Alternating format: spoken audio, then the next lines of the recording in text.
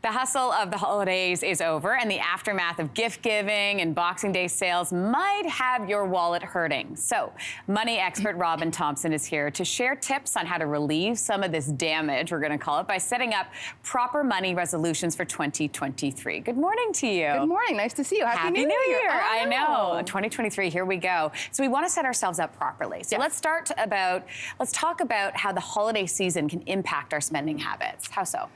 Well, right from, Thanksgiving, right all the way past that, it starts essentially with Black Friday, and then the sales come and people start to shop. You get to see the ads, all of the sales, all of the advertising that comes at you. And people are trying to have that magical experience for their family and friends. So they tend to stretch a little bit beyond their means. They may overspend a little bit. And here's the thing, is that this time of year, you're gonna start to see the credit card bills come in. You can go online and see where you overspent. And people start to feel a bit shameful or have a bit regret about what they did over the holidays. And here's the thing, that is not going to help you. So you just need to put that bag down, understand that all you can do is control what you're doing going forward. And it's 2023. So let's start the new year with a powerful attitude towards money and start putting some really great strategies in place to make sure that you kind of pass the regret over here and set yourself up for a new year. Right? Leave that bag closed. That bag is locked. It's now locked. You're going to deal with what's happening going forward. So debt is the first thing, right? Debt. So what do we do when we have to pay off a lot of these credit cards? And that's the thing, is that when you look at debt, first of all, Canadians are holding record high levels of debt. So $21,000 is the average credit card debt per Canadian. Wow. So, it's a significant amount. So I think that one of the things you want to do is you want to get your spending under control. So you want to take a look at where you're spending your money. So, what are your daily costs? What are your expenses? Pull out your credit card statements, pull out your bank statements, understand where you're spending your money, and then take a look and see, where can I start to cut back? Where have I overspent? Perhaps it was in food delivery, perhaps it was in subscriptions, perhaps it's in places that you're not even aware of. Then you can take that extra money and apply it towards your debt. So take that extra cash flow, use it on your debt, start with your highest credit card rate or your highest interest rate on your credit card first, pay the minimums on all of that, and then set up a strategy to start paying off that debt on a regular basis. Let's talk about the role that social media plays in our buying and spending habits.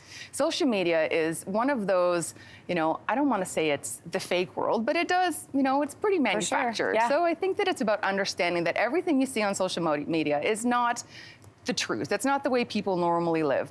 We all see the ads where the couple's running down the beach and deserted islands or running. And they're having the best life. They really are. The shiny cars and the yacht over to the side. People don't generally tend to live like that. Right. And if you are, you're generally not into social media. And then, of course, they have the voiceovers and they create a fantasy for you. So social media creates a fantasy world for you. So it's important to understand that a lot of things that you're seeing on Instagram or any of the social channels are there to help persuade you into a fantasy that you might want to live into. So be clear you're understanding what the message is. Is this an ad to buy something? Do you really need to buy something that they're trying to sell you? So understand what that means and don't get tricked into the manipulation or persuasion of having to have this now. And what about the idea of impulse spending? How can we avoid that?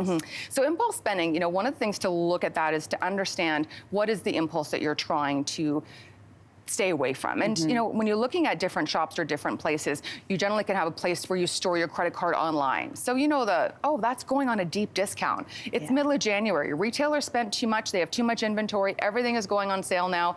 They're going to start, click, click, click.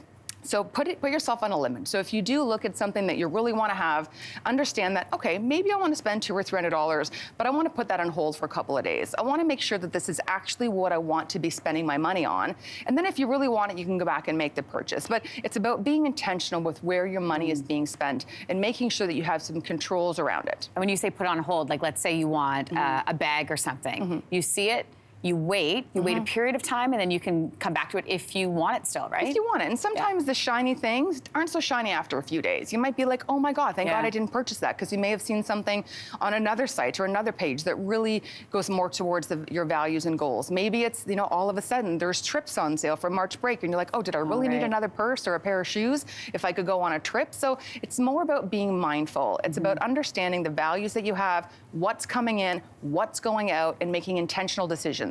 Because the impulse purchases, they're impulsive. Exactly. That's why we call them impulse purchases. That's right. Robyn, it's always good to see you. Thanks for the great tips. It's so great to see you too. Happy New Year. Same to you. Hey, thanks for watching. If you liked this, be sure to subscribe here, or you can check out more Your Morning videos right here.